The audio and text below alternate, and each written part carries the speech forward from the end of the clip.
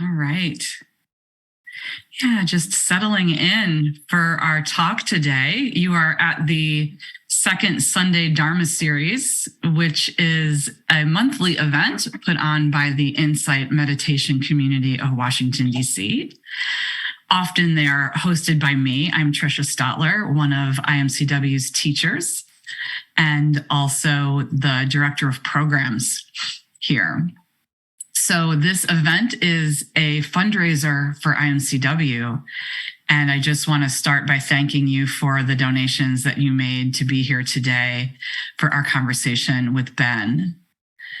And also just to tee up what's coming in 2023. In January, we'll be talking to Shyla Catherine about her new book.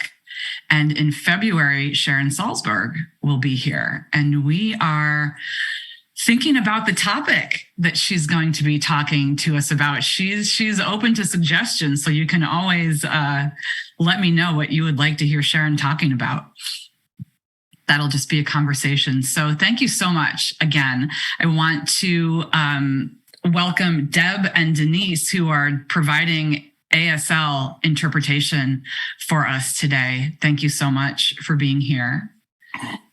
And as we go through our conversation with Ben, I just want to let you know that if you have questions, that you can put them in the chat to ask questions here, and they will get funneled over to me, and there will be time at the end for your questions.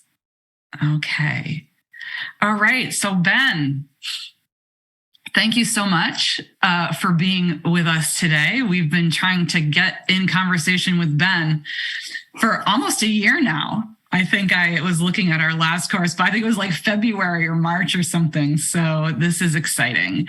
Ben has been to IMCW before in person a few years ago on a Wednesday night at Tara Brock's class, and he is back to talk to us about his new book called Vasubandhu's Three Natures. And Ben is going to explain what all of that means to us. And then I've also been reading the book that kind of preceded that called Inside Vasubandhu's Yogacara. So Yogacara is kind of the broader topic that Ben is, I'm going to call you an expert on. I don't know if you'd call yourself that, but I'm going to put that moniker on you. So Ben, you want to tell us a little bit more about your background and what brought you to write this book? Sure. Yeah. Thanks so much, Trisha. It is really wonderful to be sharing with your group here. I took a minute to go into the gallery view and just kind of look around at who's here. So yeah, my background, I'm a Soto Zen Buddhist teacher. So I came to Buddhism about 20 years ago. I live here in Minneapolis, Minnesota, where there's snow on all the roofs outside the window of my house. And yeah, so I'm in a Soto Zen Buddhist tradition as a teacher, and I was encouraged to study really broadly in the Dharma as part of my training, and Yogacara is a body of teaching that seems really helpful and pertinent to our time. So I'm into that. And, I do a lot of work both sitting still in our Zendo and doing rituals and teaching Dharma, but I'm also really trying to engage in a community. I'm involved in a lot of multi-faith work around stemming climate change and combating racism and patriarchy and homophobia and transphobia and stuff like that. So these are our interests and activities that I engage in. Mm-hmm. Yeah, Dharma off the cushion for sure. Yeah, great. So we were talking a little bit before you all came on about how I've just become kind of like absorbed with Vasubandhu, who I was not aware of before Ben's came into my life about a year ago. And I've just been really, I've been practicing for like 30 years or something. And so much of what I've been reading and learning is kind of just reframing things in such a different way that like light bulbs are going on that it's actually been really fun, even though this material is kind of thick and detailed. So can you tell us, first of all, who's Vasubandhu and what's Yogacara? And then the three natures kind of comes out of that. Right. Yeah. So Vasubandhu is a 4th or 5th century Indian Buddhist monk who's enormously influential. You may not have heard of him, but he's considered one of the 6 ornaments of Tibetan Buddhism. He's in all Zen lineages, a member of all Zen lineages in all East Asian traditions, and influenced many other East Asian Buddhist traditions. Mostly his influence comes through his writing. He wrote a huge body of literature. He started out his life as was understood to be one of the greatest masters of the early Buddhist, or we kind of associate this with Theravada traditions. And then later in his life kind of shifted to focusing on an integration of early Buddhist thought and Mahayana thought. And, if you're not familiar with these terms, generally speaking, like insight meditation communities are more connected to and drawing from early Buddhist teachings. And then people like me in the Soto Zen tradition are coming from what's called the Mahayana movements. And there are really substantial differences between the traditions. And if you read the text, there's a lot of argumentation about who's right. And there's actually a lot of really unfortunate putting down of each other, which is something I'm really not interested in holding, although, I try and respect these, classical teachers. Maybe their intent was really good. I don't need to figure that out. Anyway, Yogacara is a movement that was about bringing together early Buddhist teachings and Mahayana teachings, which were often seen to be more in conflict. And Vasubandhu is understood, along with his half-brother Asanga, to be probably the greatest teachers and masters of this tradition. So in practical terms, what this really is about is seeing that the practices that you're going to find in an insight meditation community are even more effective if they're integrated with the kind of practices you see in a Mahayana, like a Zen or a Tibetan place. And likewise, people in a Zen tradition can really benefit from seeing the kind of practices that you find in an insight tradition. And so one of the reasons you're like, this seems like a reframing is absolutely. In the West, we have a global culture. So this is happening right now. People have access to all the textual traditions. You can just go on any day and see teachers from all different traditions. And this is true all over the world. And so these various Buddhist traditions are being kind of integrated and reinvestigated and seen in relationship and practiced by people in mixing ways these days. And one of the reasons I really want to elevate the Yogacara teachings is they show a really powerful, beautiful, influential, and brilliant model of how to do that now. So instead of feeling like we have to just figure it all out, we're doing something really new, we can see this has been part of Buddhism for 1,500 years, and there's great teachings on how to do it. Mm-hmm. Yeah. And I think, as I interact with my students, I was just teaching this morning and was telling my folks about this, that I don't know if it's our IMCW community. I think the insight tradition in the West seems to be folks that land here have often dabbled in other traditions. They've come through some other channel and now they're practicing with us. So yeah, I think that this is, like I said, it's been really helpful to me. So that's Vasubandhu. And then, so you talked a little bit about what is Yogacara. And then another thing that I think is helpful is to talk a little bit about what is the Abhidhamma. Some people get into that and some people don't, I don't know. It's such a fascinating thing for the folks who like to kind of chew on the Buddhist psychology and the map of the mind and all of that. But this material how does it relate to Abhidhamma material? Yeah, well, I'm going to talk a little bit technically, and then I want to draw really to some very immediate ways this applies to our lives. So Abhidharma, it means like metadharma or above dharma. And basically it was a way of taking the breadth of the Buddhist tradition's teachings and saying, let's compile this into like comprehensive lists that explain how consciousness and experience works and how the path of liberation works. And it's less story focused. So for a lot of people, it's not as compelling. But Vasubandhu was considered to be really one of the greatest masters of Abhidharma. So he wrote a text called the Abhidharma Kosha that has been the standard study text about Abhidharma in Tibetan and East Asian traditions for 1,500 years. It's still studied in monasteries today. But it is a little different, I will say, from the Pali Canon Abhidharma. They're not identical. But what this is about is like really investigating experiences in a careful way and being like, what's conducive to suffering? What's conducive to well-being? What leads to nirvana?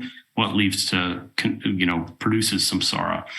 So this is, the easiest way to think about it is it's like psychology. Technically, it's phenomenology, but let's not go there. So this is basically, Vasubandhu wants to integrate those teachings, which are about a careful and discerning investigation of experience with the goal of going from suffering to nirvana. He wants to integrate that with the Mahayana idea that what we're doing is we're opening up our awareness into a broad, non-dual field for the purpose of realizing collective liberation right now, that's like, now I'm talking about Mahayana Buddhism, I'm talking about Zen.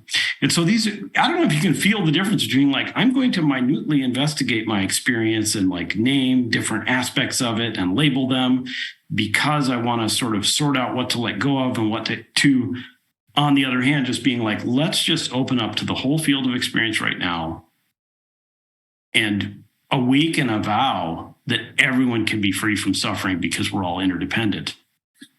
So this tradition is about integrating those two approaches. And in practical terms, a lot of times what I'll just talk about, this is about integrating, Yogacara texts say that those early Buddhist Abhidharma teachings are particularly good for treating the afflictive emotions. So things like anger and shame and anxiety and depression or powerlessness. So they're really good for treating those. They're medicine for that. And then this tradition claims, and I think it's accurate, that Mahayana teachings, which dissolve all of our conceptual frameworks, are really good at helping us move towards collective liberation. And so in a sense, I see a lot of people in my life who really want to be well. They don't want to suffer as much as they do. They suffer plenty. And then there are also, they want to be part of being in the world in a way that transforms these harmful systems we know we live in. We know we live amidst climate change, many people know that, racist structures and patriarchal structures, and they want to be a part of dismantling those. And these two approaches that Yogacara integrates helps us to do that all in a way that's integrated. So that's the big picture. Yeah. So that from the kind of the Dharma angle to the how do you apply it in life. So that's one of the things I was realizing as I was reading the book is that one of the things that it kind of cracks open is how deluded we are. I guess all of practice, all of meditation, its goal is really to kind of stick the flashlight in the old brain and wow, there's a lot going on in there. Belief and just the ways that we see the world that we're not seeing clearly. Yes. All the ways we're not seeing clearly. So as and I'm not done with the book yet either. I swear I've gone back over and kind of read trying to integrate things, but that's what I notice is like, oh, it's a fresh take on delusion.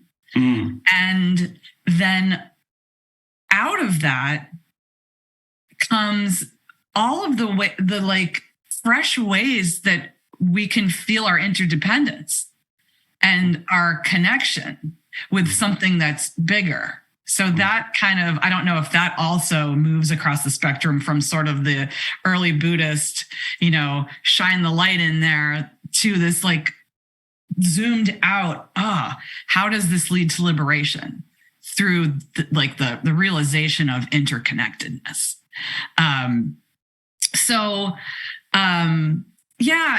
Is it helpful to lay out for folks what are the three natures? Yeah, I think so. I think that would be, I'm really into talking about it. I'm really into talking about it too. So I stick with it, folks. It's really cool. Yeah. Yeah. It's the title of the book. So we kind of have to what are Vasubandhu's three natures? Yeah. And what I'll say is very much, realizing the depth of our delusion, but the kind of startling thing that we'll arrive at as I unpack these three is that also it's like, you're already whole and you're already good and you're seeing as all was Buddha's seeing already. And if you're not used to Mahayana teachings, which are constantly inducing totally polar paradoxes, you might be like, that's very weird, Ben. Why are you saying that?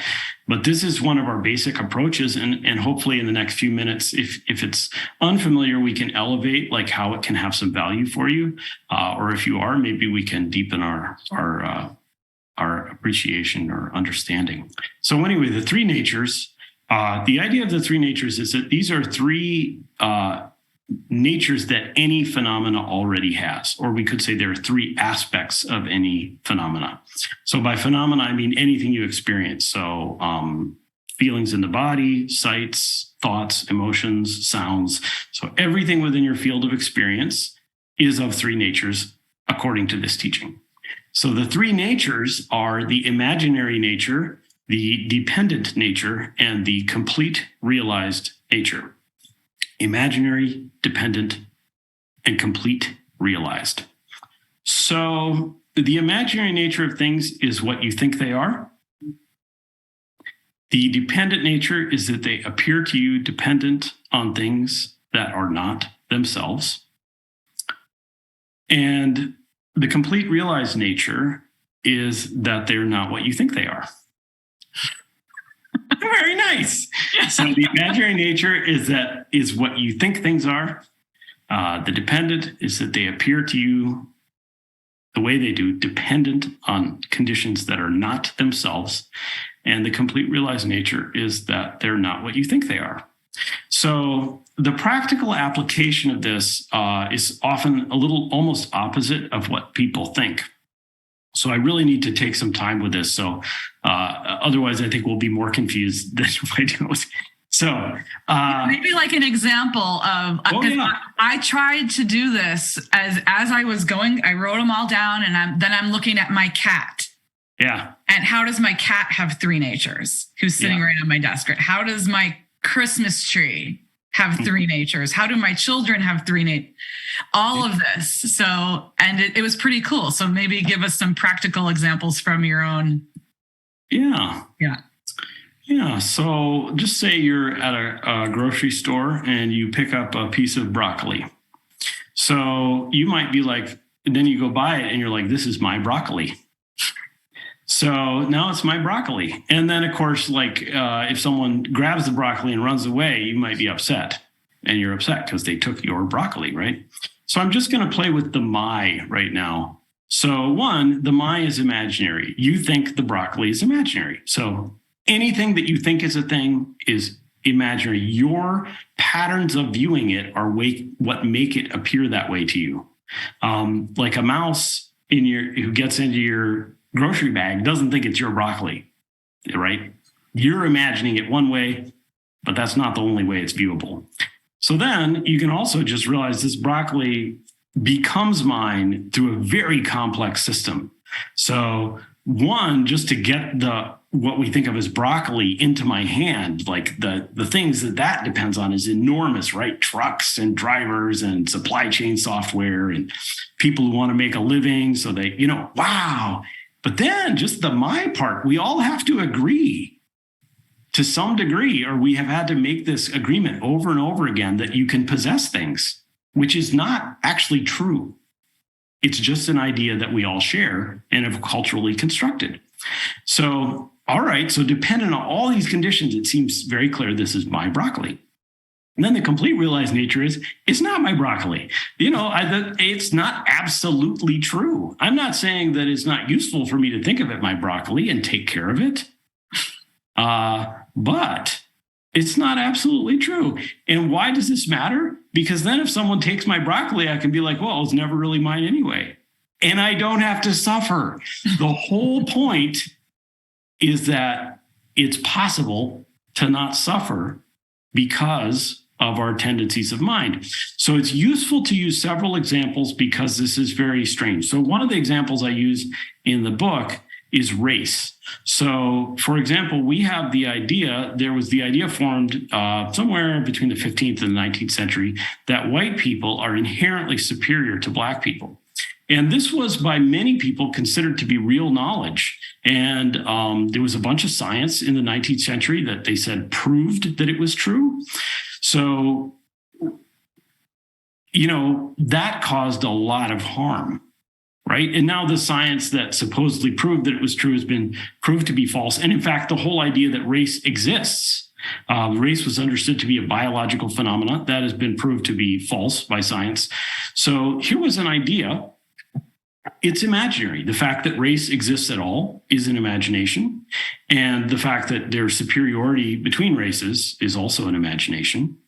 They arise dependent on conditions. I'm not going to analyze all the conditions, but a lot of things had to come together for many people to collectively believe that and for individuals to believe it and act on it, or to be unconsciously motivated by it. And then finally, the complete realized nature is it's just not true. It's not real. Now, one of the reasons I like to use this example is when we say that things are imaginary and that the complete realized nature is they're not true, people often think we're saying that those things don't matter. And that is exactly not what this teaching says. So the thing is, it's very evident that race affects where people live, access to education, access to income, the way people are treated and perceived. So imaginary things are where we live. They're what's actually causing people to suffer and to be well. And so I'm just going to segue a little bit. The point is that imagination comes from our moment to moment acts of perception, thinking, feeling, and acting. That's called karma. So what Yogacara wants to do is really emphasize that what we do in any given moment is part of what will create the world that sentient beings live in. So every single moment, everyone is contributing to the well-being or suffering in the world by how they act, which creates how we perceive and experience the world. So, that's probably enough for now. I know. I feel like we need to just pause here and, yeah, right? I have a very friendly cat. Speaking of one of his natures is to try to knock over my laptop. Okay. Oh, I forgot the fourth nature, which is cuteness. Yeah, no, thank you for using that as an example, because it is one of the things that I think is a common question that bypasses, it kind of can enable people to bypass difficult things that manifest as our experience in this life. And how to not do that is something maybe we'll flesh out a little bit later and maybe some more questions. The thing that struck me is how much of our experience as human beings, probably ever, but especially today, has to do with the things we collectively agree are true. Yeah. Like money. Isn't that interesting?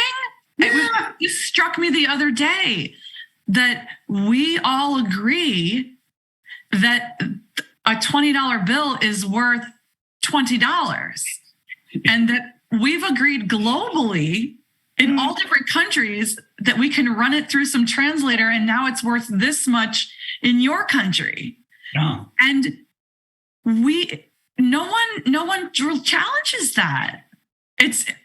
I mean, that's one of the things that, because money is sort of energy, right, and power in our world. And we've all bought into this system, which, I mean, to be honest, allows us to not devolve into chaos. So there's a practical reason that we do that.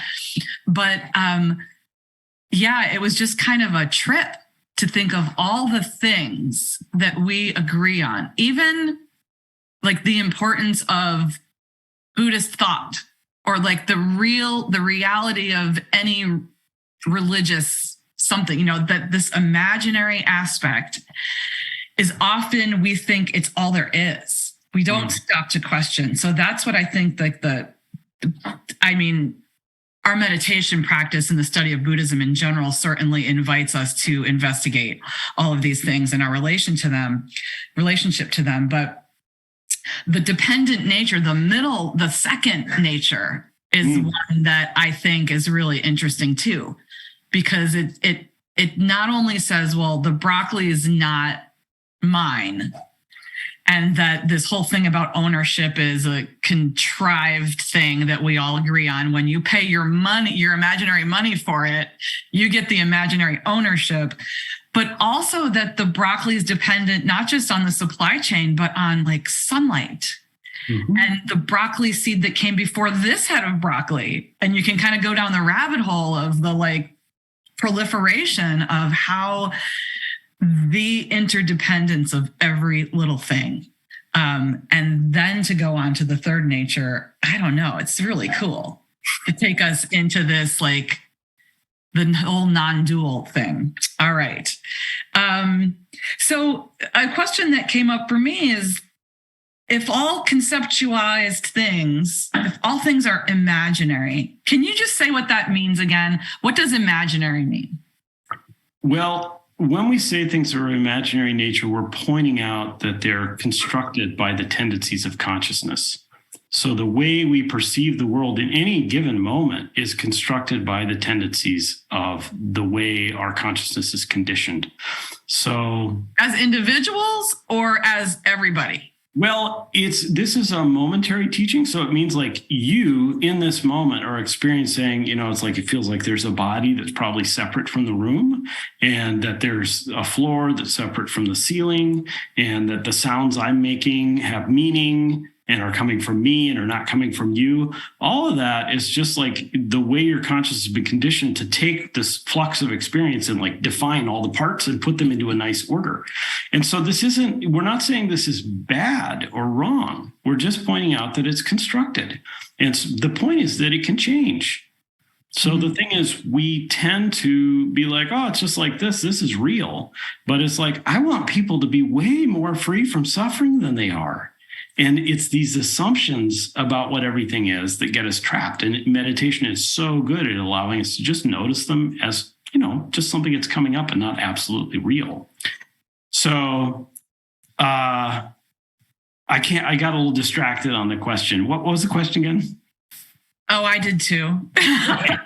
Well, no, I was asking what does imaginary mean? Like, because it's a concept. The whole non-self concept is like something that we kind of arrive at after a certain level of understanding is present. And I think that's what these teachings are trying to do, is give us the understanding so that when we say things are not real, we kind of have an understanding. Okay, I'm knocking on this table. It's real. Oh, now my dog thinks someone's at the door. I'm so sorry. See, the dog thinks a different thing is real than you do. This is really one of the points of the imaginary nature, is to emphasize the diversity of experience. So really recognizing that everyone's experience is constructed, including my own. And so I can have some compassion for it when I'm like, why do I keep seeing this in this harmful way? And we can work with people more skillfully because we realize, I use the example of, vaccines. We have a lot of arguments about like whether vaccines are good or bad and all that stuff. And the most effective people in working with that are people who listen to other people about what they think about vaccines, rather than just arguing from their own perspective. And likewise, so the imaginary nature, one of the main implications is that we can, as practically speaking, recognize my view is constructed and your view is constructed. And given that that is true, what is the most effective way to communicate so that we can both be more free from suffering? So there's a lot of implications. And I can't emphasize enough that when people hear this, they often think that the teaching or the teacher is denying that their suffering matters, and that is not true. So the first noble truth is upheld, that the basic thing is to see the reality of suffering, but to point out that it's not quite what we think it is. And because it's imaginary right now, we can contribute to what will be imagined, to the possibility of being more free and being more whole and being more well for us and everyone else. Mm-hmm. Yeah, thank you. Thank you. So when we, and I'm going to come back to that in another question. But the part two to my inquiry around all phenomena, all things are imaginary.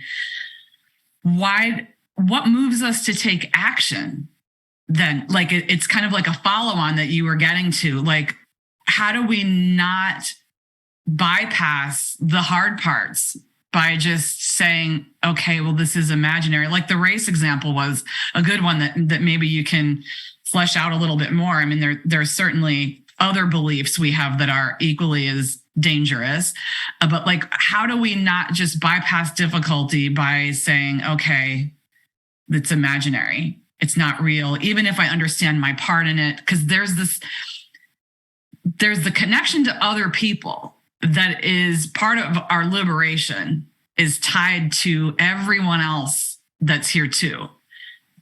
So I'm not sure I asked a question, but do you know what I'm saying? I do, yeah. Yeah, well, the imaginary nature teaching is actually intended, particularly, it's associated with mindfulness as a practice. And there are quite different ways to meditate or think about how to engage with consciousness than mindfulness in Buddhism. So mindfulness is really about noticing specific types of phenomena and caring about them. Mm-hmm. So like and we start with the body. We ground awareness in the body and then start to open up to other phenomena. And, the teachings are complex. So for those of you who are really into this, you might think I'm oversimplifying. But basically, Vasubandhu says, looking at the whole breadth of what Buddhist teachings are saying about this, if we want to make a really simple explanation, be aware of your body and be aware of emotions, and then be aware of other bodies and being aware of other emotions. And so when we are engaging with the imaginary nature, we're engaging with our momentary experience of things as being distinct things, as in bodies and feelings. So the practice is to notice these things. And in noticing, you naturally care. If you're ignoring how you feel, you don't care about as much as if you really tune in and be like, oh, right now I feel kind of sad, or I feel kind of joyful, or I feel kind of angry, or like that person clearly is upset. So the point is to come to the fundamental question of Buddhism, which is what causes suffering and what causes non-suffering, and say, how can what I do right now create an experience, that is to say, an imagination of something where there's less suffering? So I just notice it. I don't have to be like this, whatever name I put on this feeling is absolutely true. It's imagined too, but it matters. And can I respond with some compassion, some attention, doing something with the body that's beneficial? So that's really, embedded in the whole concept. Mm-hmm. Yeah, I like how you kind of bring it back to our own experience, our experience of ourselves, including our thoughts and emotions, and how that then mirrors, kind of maybe creates the ground from which we see other people's feelings. And so that when we realize that we're in a trance, we're believing the stories that we tell ourselves, and then we act on those stories. Mm-hmm. Like that sometimes when I'm teaching, especially beginners, that's really difficult to understand. Well, the light bulb goes on. What's difficult is to process the fact that I act on my beliefs, and that is what's causing suffering. And so, the self-compassion movement that's alive and well, thankfully, in the United States right now, or maybe from wherever you're joining us from, that I think is what ingrains a lot of our suffering, is these stories like, I'm not okay. Mm-hmm. And then therefore, not okayness is everywhere. Mm-hmm. And so how the practice helps us to work on ourselves, to understand ourselves better, which then kind of leads to kind of more connection. I think somewhere in one of your two books, you were kind of talking about that we're in a dream. Did you use that word dream? Yeah, it's standard. It's standard in Mahayana literature to say imagination, a dream. Vasubandhu talks a lot about. He's like, well, dreaming is like, it feels very real. You know what I mean? When I'm dreaming and I suffer, I suffer. It's painful. That matters. Yeah. And I just care about that and other people's experience. Whatever the experience is, it always matters because it's imaginary. Right.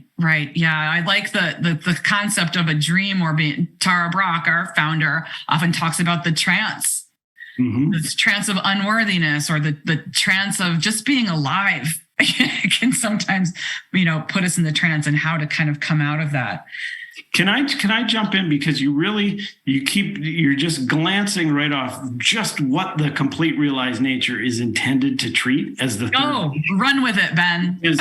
So, we've been really focusing on the imaginary nature, which is about empowerment, sort of recognizing everyone's viewpoint and our empowerment within each moment to do something beneficial.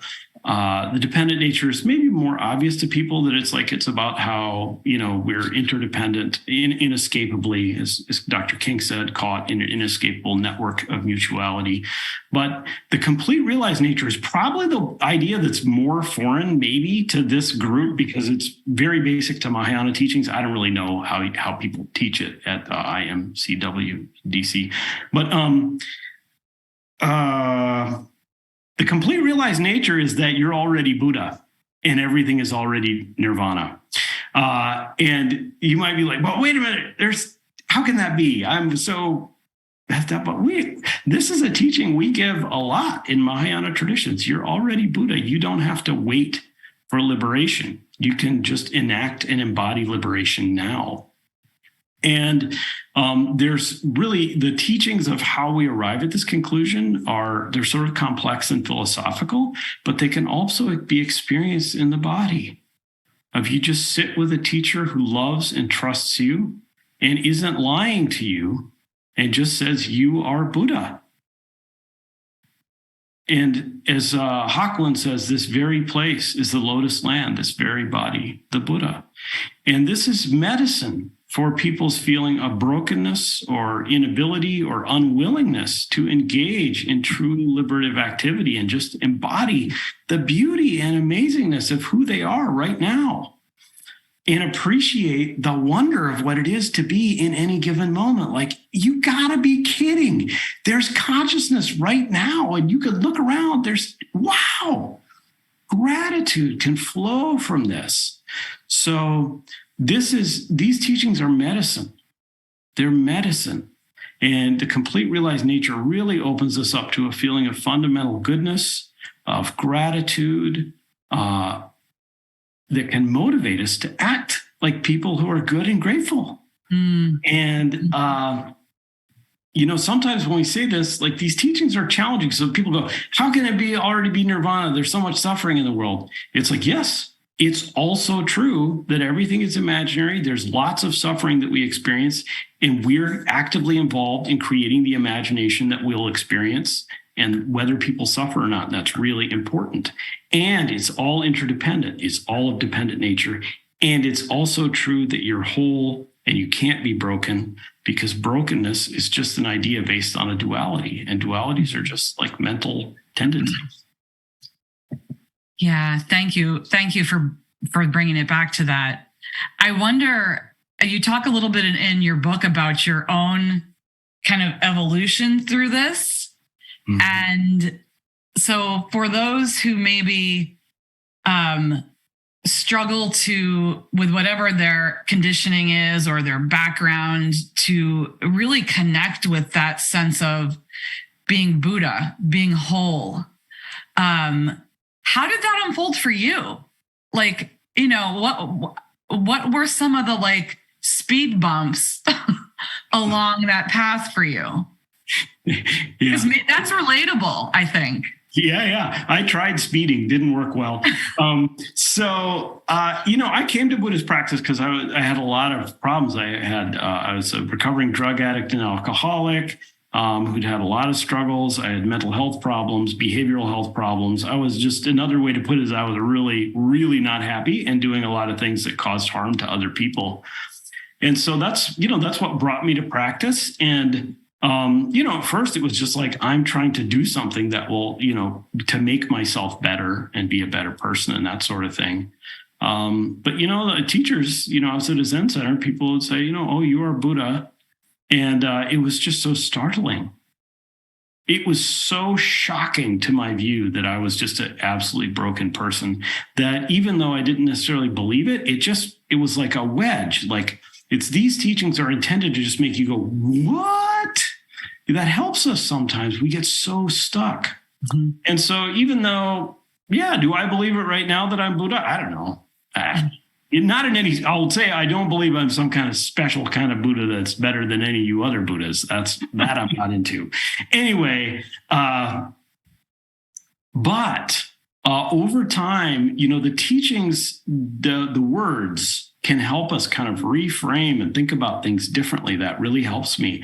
And then that in combination with the embodied activities of being with other people in community and embodying practice, sitting meditation, rituals, serving each other food, caring for our practice place, cleaning. These are basic to how we practice.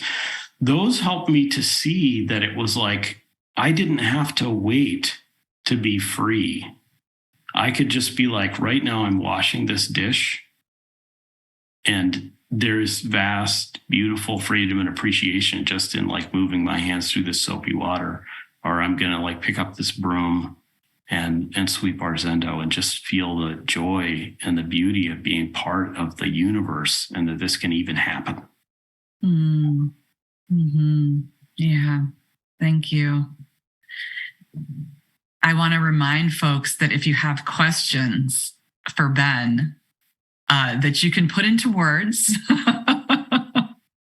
put them in the chat, and I will make sure they get to Ben. But we have a question already that I want to weave in because it's kind of pertinent. This is from Booma. Hi, Booma. Thank you for this. Booma says, this is an amazing framework. How can you use the teachings to those who view everything as self-improvement? This seems to bring awareness about self-worth and kindness, so the whole is bigger than the sum of what we do. So I don't, you're kind of pointing at this with the last story that you told. And I don't know if it shows up more in Vipassana practice, but this endless self-improvement is something that we work with a lot in our classes. This belief, even as we're noticing the interconnectedness of everything, that somehow there's a finish line. There's either a book I haven't read that I need to read that's going to do it. I got to find the right teacher. I got to sit longer. So how do we, you've talked about it a little bit, but maybe talk about it more, how this is not really like a self-improvement project. Yeah, great question, and a big one,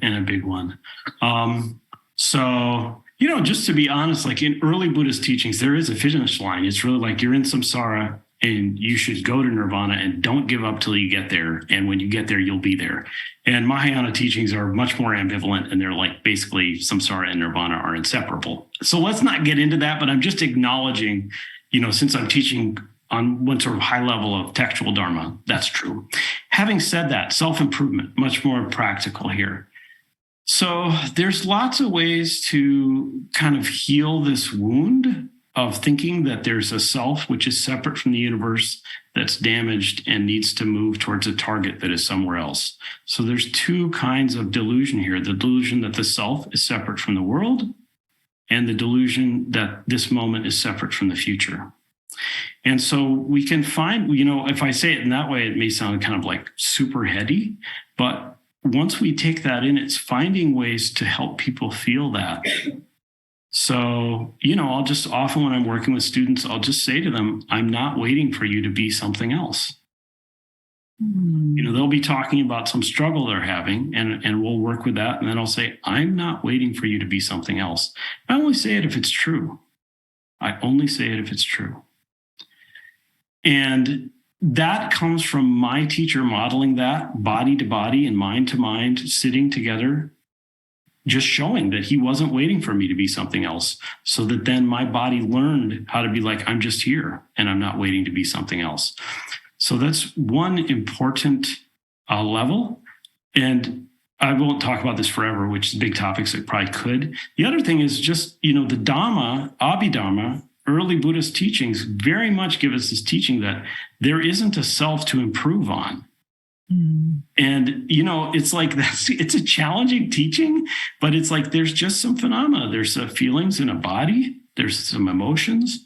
There's some mental activity. There's patterning within it that we want to be skillful with, but none of it is ultimately separate from whatever we think of as objects. So Green Natures is very much about not seeing a world of objects. We're not objectifying ourselves as like something that's broken and needs to be fixed, and not objectifying other people or other systems as things that are broken and need to be manipulated, but seeing it all as a field of relationship. So every moment there's like some, where there's thoughts and feelings, all that stuff. And it's like in this moment, in relation to all of this, what's my offering? What's my offering? Yeah. It is quite a different approach. And yet I feel like there is that, the awareness of Buddha nature, everyone possessing Buddha nature. It's there in early Buddhist teachings. Yeah. And there's such I don't know, I can't say this is like absolutely true, but it feels academic in some way. That the path can feel academic. It can really draw the heady folks. And which is why I was really happy to have you here, because this material is pretty heady, but for those of us who like to chew on stuff, but where you end up is in this very spacious place. It's a much different look at the interconnectedness of things, as far as like not having the finish line, that samsara and nirvana being two sides of the same coin or one and the same. So yeah, thank you. One of, I think it was in your first book, the Inside Vasubandhu's Yogacara, that a very simple light bulb that went on for me or relit, how sometimes things go on again in a different kind of way, was how you worded, or how these teachings worded the fluidity of everything. Let me see if I have notes here. The transformation of consciousness, that phrase, the transformation of consciousness. First of all, can you explain what that means? Because it shows up a lot, the transformation of consciousness. And then I'll maybe say my piece. Yeah. I think this is associated with some modern movements that might not have anything to do with Yogacara. And those are very progressive minded, like we are going to transform consciousness and we're all going to get free, which is similar, but it's not identical. But here, Vasubandhu says, everything conceived as self or other occurs in the transformation of consciousness. Right. That is to say, we don't ever experience anything outside of how we're experiencing it, which sounds really obvious, but we forget it quite a bit. And we think we know like absolute truths and that there are objects that we have to, control. And it's like, oh, no, there's just this moment and there's this process. Another way to think of it is just we want to look at the process of consciousness and think all the things we think are self and other are just the self and otherness of them is made by that process itself. All the things that we think are objects or distinct are made by that process. So this is similar to saying things are imaginary, but it is intended to point out that since it's a process and a transformation, we can do something that will be conducive to people being healed and being whole and transforming patterns of suffering.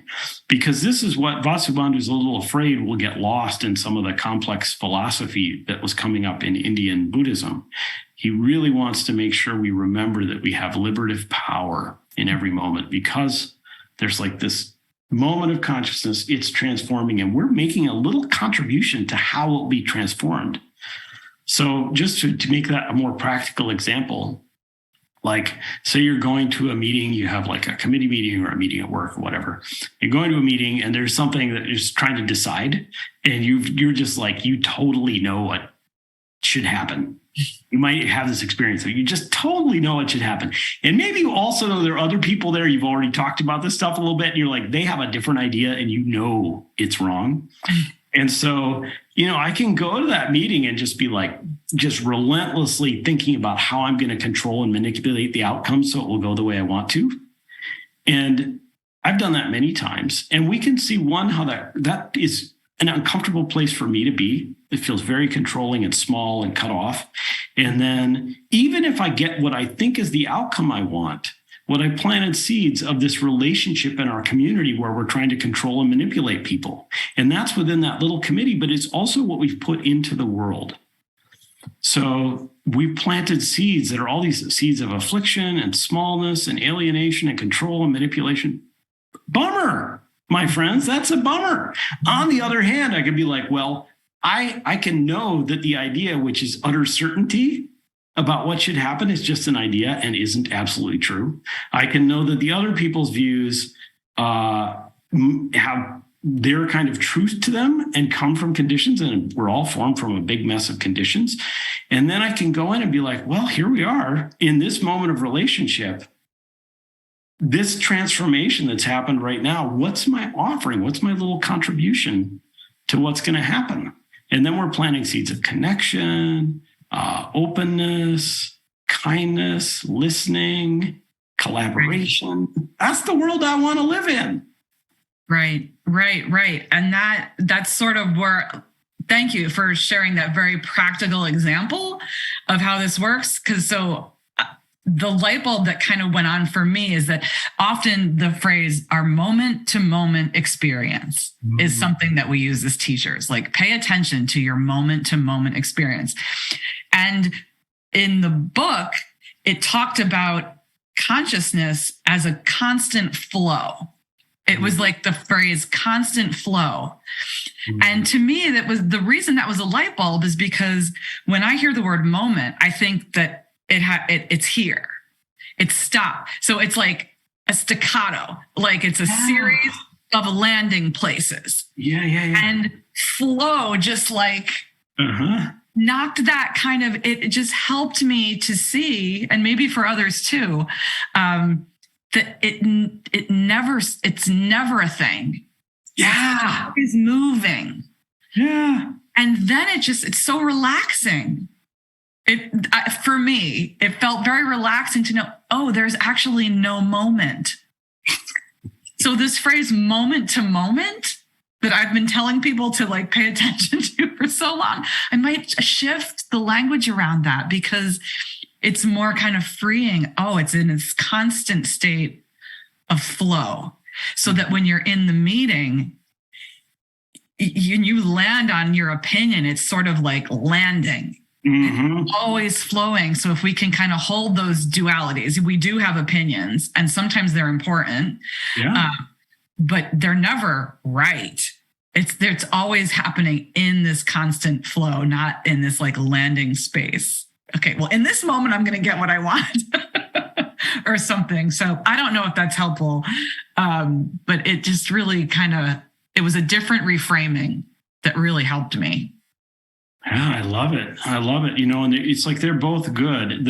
I think the moment-to-moment language, it really makes sense coming out of the Pali Canon because there's a lot of emphasis on discerning particular phenomena. And in Zen, it gets really annoying. We're just like, put every conception down and just open up into the undifferentiated whole of the flow. It's like, I need someone to tell me to do some moment-to-moment awareness. So, our tradition have these tendencies that are like a little bit like, and so thank you. I think that was a really nice framing. Well, it's a great thing to notice that you need more moment to moment. I need more flow. Like we should have more ecumenical meetings more often. Yeah. And I always encourage people to study other traditions, to practice, at least on some kind of level to expose yourself to the way these learning concepts are presented, because we can really get kind of stuck sometimes in the way that we see things. And then something as simple, another thing that came up for me was, and I don't know if you wrote it or Vasubandhu said it, but it was, when there's nothing to cling to, there's no such thing as clinging. And it has to do with the flow. Yeah. And it is just like the reframing. I just so kind of appreciated this, this fresh kind of look at things. We have another question here. Why do you think, and this is, I don't know who asked this, so apologies for that. Why do you think we have moved so far into objectifying ourselves and the things around us? How did we get this way, Ben? That's part of the question. How did we get this way? Yeah. And is it a helpful way? This is me now commentating. Is it a helpful way to look at it? Yeah. Well, I don't want to appear, basically, I have some ideas about how, but I just want to point out that generally speaking, the methodology, as I understand it, of Buddhism is to diminish the emphasis on the how and the what. Or the how, and move to the what. What are we seeing here, and where are we going? And this is, in a way, you could think of this as like a downside of Buddhism. But when I'm teaching Buddhism, I often will point this out and then shift to like what I consider to be a little bit more Buddhist frame. So this is like in psychology, if you go, you got, why do I have all this suffering? It's likely you'll talk about your family of origin. And so you look at precursors that create that suffering, and that's very valuable work to do. Or like when I'm doing work around climate justice, we'll be sitting around and doing some analysis of what produced the conditions where we're moving in this way. But Buddhism tends to de-emphasize those methods. And I just want to acknowledge that, one of the most startling expressions I ever heard of was a friend of mine had lost a family member, was really grieving. And they went to see Katagiri Roshi, who was a teacher they deeply, deeply trusted. And they met with him and they said, why did he have to die? And Katagiri Roshi said, why is extra? And this is, don't ever say this to a person who has asked you why something terrible has happened. So hopefully whoever asked this question isn't receiving this in an afflictive way. I want to point out, when there's that relationship of deep trust, a teacher can really challenge a whole structure of how you're viewing things and open you up to something new. And for this person that received this teaching from Katagiri, they just took it in and they were like, wait a minute, there's no way to figure that out. And I don't have to. And the question is, how do I care for my broken heart right now in this room with this person? So having said all that, I'll now just do a different thing, which is say, yeah, it seems like the tendency to objectify, you can just trace it through culture. If you look at Western European, like the way the culture was formed, very much Greek and the early philosophy was they're trying to figure out what stuff is. So fundamentally, what is the nature of things? Fundamentally, they're already coming from an objectified framework, and that gets built up. And then we get, people get acquisitive by thinking of things as objects. We think that's going to help us feel good. We're like, if there's objects, then I can manipulate them and then I could be okay. Because we suffer. We're just really trying to be okay. And so we create a worldview that we think is going to work for us. But oftentimes it doesn't work for us, and it doesn't work for anybody.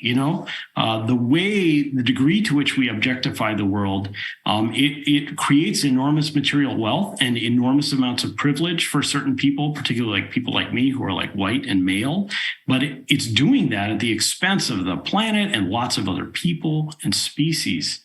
So we can, in my opinion, no, it is not working. And this is like, that's also what Yogacara says. The whole fundamental problem is objectification. And as Trisha said, quoting like the climax of one of Vasubandhu's main texts, when there is nothing to grasp, there's no grasping. So it is possible to see a world not through objectification, but one where it's just like a moment to moment flow of offering. Just like, what am I offering to this moment, given that it's like this? Yeah. It seems very radical to go against that conditioning of objectifying and the whole, everyone who's alive today came up in this system of objectifying and capitalism and placing value on things. And I don't know if their shift is happening now. It feels a little bit like we're swimming upstream still, but there's a little tipping point, maybe, hopefully, that we're contributing to. And that, like the unknowables, the karma is unknowable. Like the past stuff is not really where to. Don't put your eggs in that basket necessarily, but that the future that we're creating is the seeds we're planting now. That's another thing I really appreciated about this work, is that it was forward looking and kind of that more expansive view of things. Yeah. Yeah. I just want to reiterate that it's like using analysis of the past is really helpful and valuable and a great thing to do. So I'm not putting that down. I do it a lot of the time. I learn about it. It helps me to discern where to go. It's just, there's multiple viewpoints. Yeah. Buddhist practice will never say, don't go to therapy. I hope not. Yes. Don't abandon that path. Yeah. Someone wants to know how they learn and hear more from Ben. What are you doing these days, Ben? Well, I'm on the teaching crew at Minnesota Zen Meditation Center. We have a lot of teachers, so I don't like have like a website or anything. I probably should. I don't know, but so if you're interested, you could like look at our program calendar and see if there's a thing you'd like to come and do with me there. We have online offerings, or you could come in person.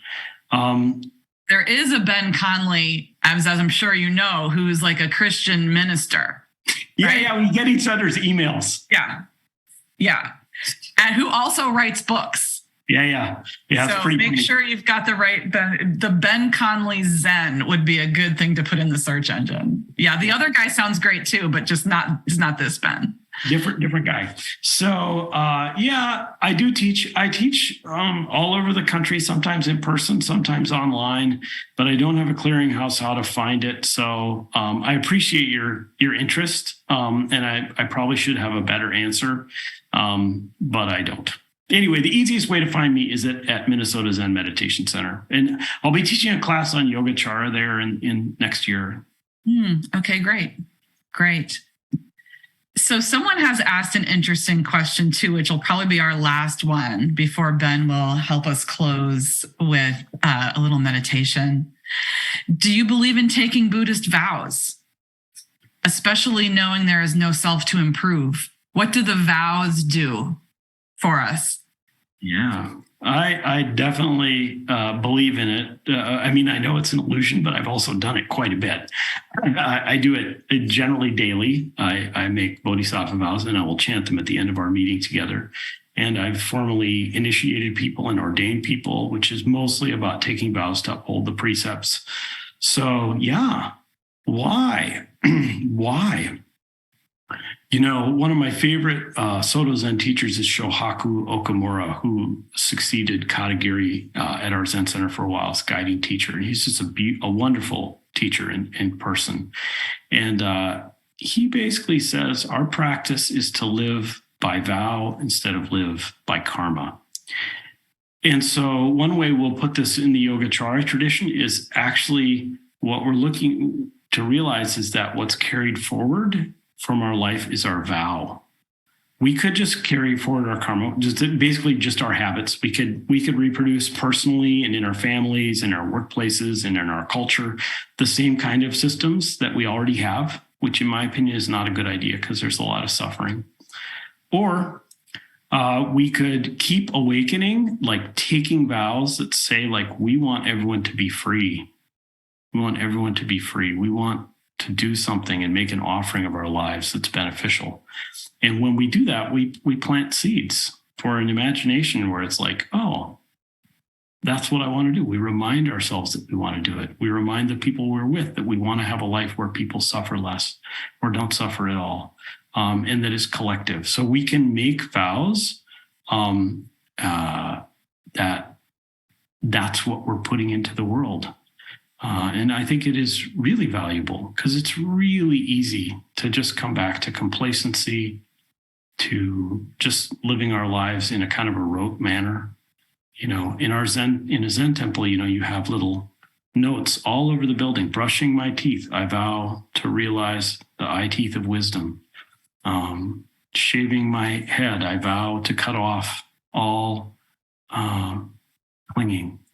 You know, just remind ourselves that in every momentary act, we can wake up in our heart this vow or this aspiration that we can be there for everyone and that we can all be more free.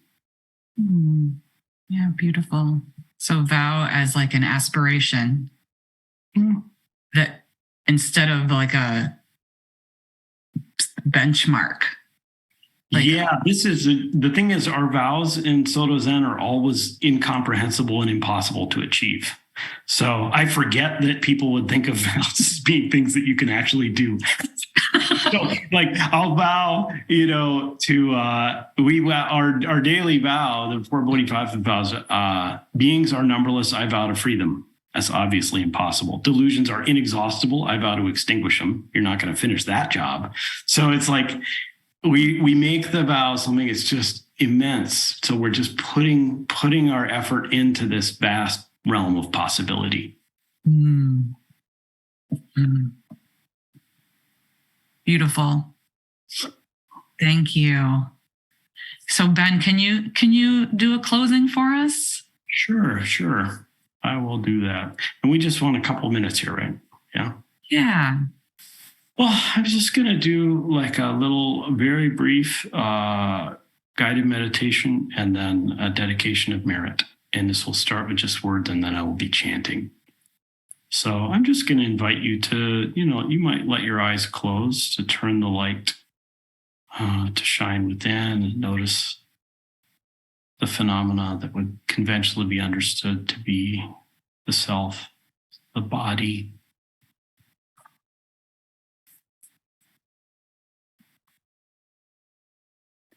Perhaps allowing awareness of the breath to be the foundation of awareness of the body.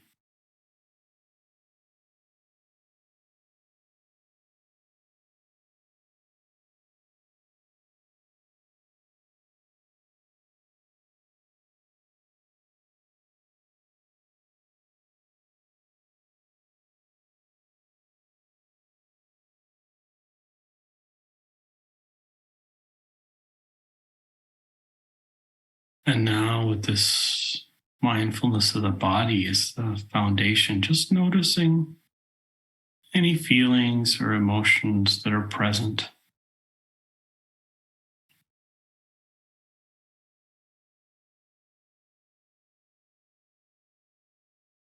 Just noticing and nothing more.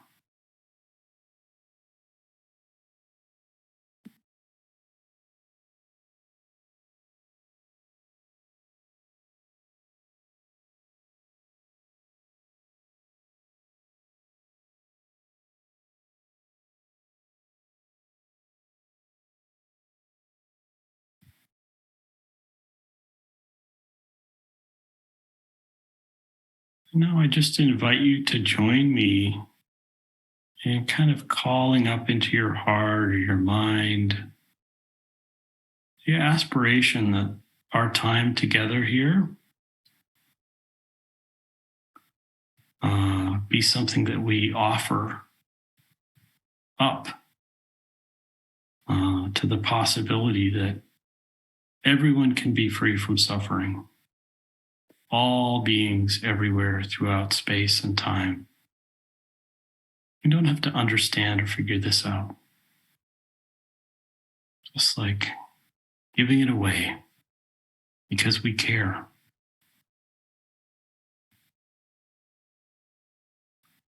And now I'll chant just a more formal expression of this aspiration.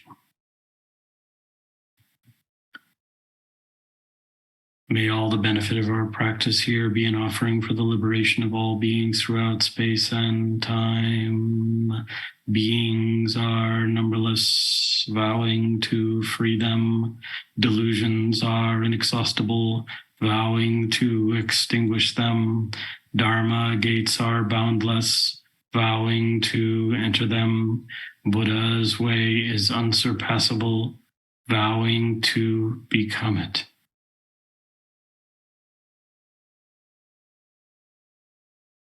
All right. Well, thank you all. Thank you. Thank you so much, Ben. And we send everyone a follow-up email, and we will link to Ben's book, how you can get that book or both of them, actually really helpful, and to the Minnesota Zen Center for those who are going to try to track him down, even though he's slippery. Yeah. Maybe attend something else with Ben. That would be wonderful. All right. We hope to see you next month for Shyla Catherine, a much different take on things. This is the beauty of this second Sunday Dharma series. So many different voices help us on the path. All right, everyone, have a wonderful rest of your day. And thank you again for your donations to IMCW and for allowing these events to happen. We appreciate you. Okay, many blessings. Thank you. Bye. Thanks a lot.